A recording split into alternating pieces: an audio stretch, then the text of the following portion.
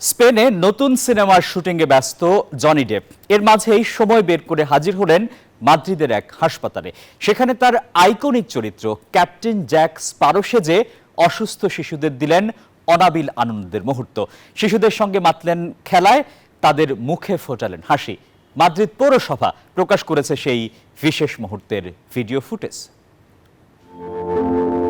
Captain Jack Sparrow Caribbean জলদস্যুদের এই বিখ্যাত চরিত্রটি যেন আচমকাই জীবন্ত হয়ে উঠেছিল স্পেনের মাদ্রিদের নিনো জেসাস হাসপাতালের অনকোলজি বিভাগে। শিশুদের মুখে হাসি ফোটাতে, তাদের কিছুটা সময়ের জন্য ভুলিয়ে দিতে বান্ডেল থাকলে প্রতি সেনমানিতে টাকা বাঁচবে।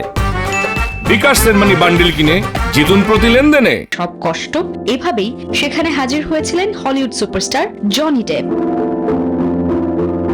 নিজের নতুন সিনেমা ডে ড্রিঙ্কারের শুটিং এর জন্য বর্তমানে স্পেনে রয়েছেন এই অভিনেতা। আর সেই ব্যস্ততার মাঝেই সময় বের করে তিনি চলে যান অসুস্থ শিশুদের কাছে। সেখানে তার সেই চিরচেনা ফ্ল্যামবয়েন্ট জলদস্যু রূপে তিনি হাসপাতালের ছোট্ট বন্ধুদের সঙ্গে খেলায় মাতেন, তাদের গল্প শোনান আর উপহার দেন নির্মল আনন্দের কিছু মুহূর্ত। শিশুদের সাথে ডেপের এই বিশেষ মুহূর্তের ভিডিও বুধবার প্রকাশ করেছে মাদ্রিদ পৌরসভা, যা মন জয় করেছে অনেকের। Desk report, news 24।